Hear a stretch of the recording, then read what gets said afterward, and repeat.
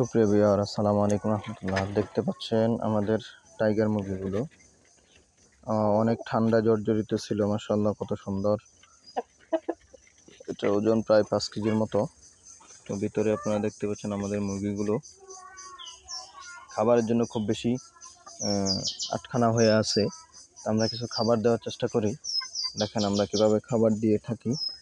পানি আছে, সকালে খাবার দিছি, আর পরে আর খাবার দেওয়া হয় নাই। আমরা কিভাবে খাবার দিই সেটা একটু দেখবেন আপনারা। একবারে আমরা প্রত্যেক দিন প্রায়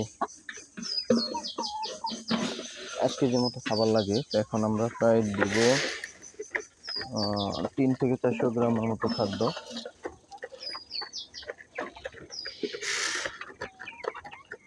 এই যেভাবে আমরা খাবার দিয়ে থাকি, মাশাআল্লাহ খাবার খাচ্ছে।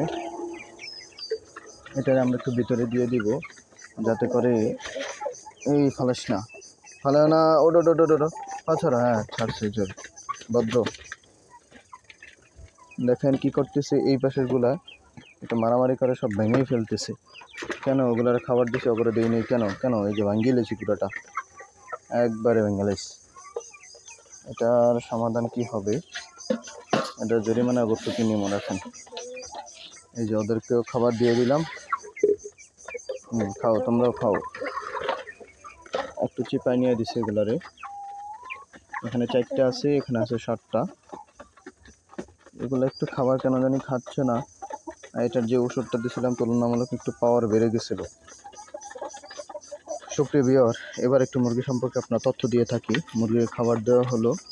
মুরগির বয়স আজকে 11 তারিখ, 4 মাস 20 দিনের মতো। আলহামদুলিল্লাহ, একটু ঠান্ডা সমস্যা হয়েছিল, এখন পুরোটাই সুস্থ আছে। তো খাবার ঠিক মতোই খাচ্ছে। আর এগুলোর বয়স তো 1.5 মাসের মতো।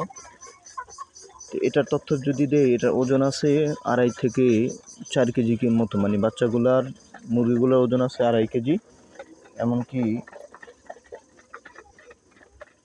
রাতাগুলোর ওজন আছে প্রায় 4 কেজি। তো সেই সুবিধার্থে আমরা এই মুরগিগুলোকে ইনশাআল্লাহ ডিম দেওয়া অবস্থায়, এই মুরগিগুলো ডিম দেয় 5.5 মাসে।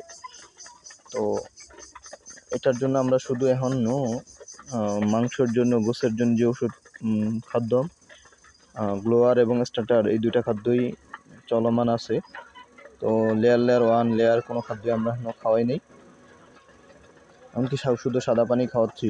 ওষুধ মানে এক কথায় অসুস্থ ছাড়া কোনো রকম ওষুধ দেওয়া হয় না এগুলোর ভিতরে।